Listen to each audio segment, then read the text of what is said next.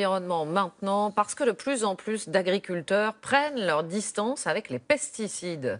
Dans plusieurs régions, certaines fermes travaillent en réseau, elles s'échangent des techniques et des conseils pour limiter au maximum l'utilisation des produits phytosanitaires. Et les résultats sont là, moins 39% d'utilisation en quelques années, avec des économies à la clé, comme dans cette exploitation d'Ille-et-Vilaine. Reportage à Montfort-sur-Meux, Thomas Paga, Karine Andouche. C'est devenu un réflexe, une habitude. Pour préparer sa prairie avant de planter du maïs, cet agriculteur n'utilise aucun pesticide, mais son tracteur. En fait, la méthode est plus douce pour le sol. Je préserve le sol et la vie microbienne en même temps du coup. Parce que les produits phytosanitaires, malgré tout, ont un impact sur la vie du sol.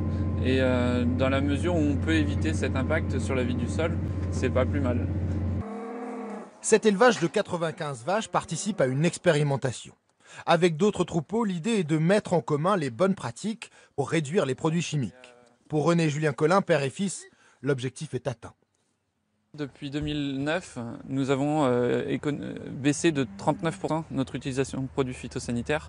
Un résultat à rebours de la tendance nationale. En France, la quantité de pesticides vendus a même bondi de 16% en 2014.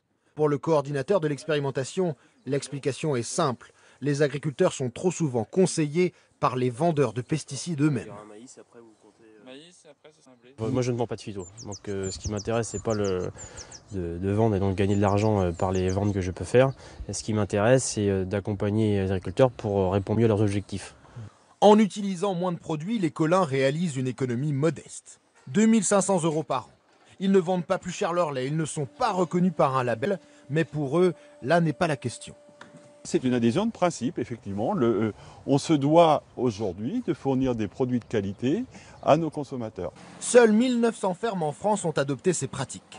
Face à l'augmentation de l'utilisation des pesticides, le ministère de l'Agriculture souhaite convaincre 3000 exploitations de faire de même. Notre dossier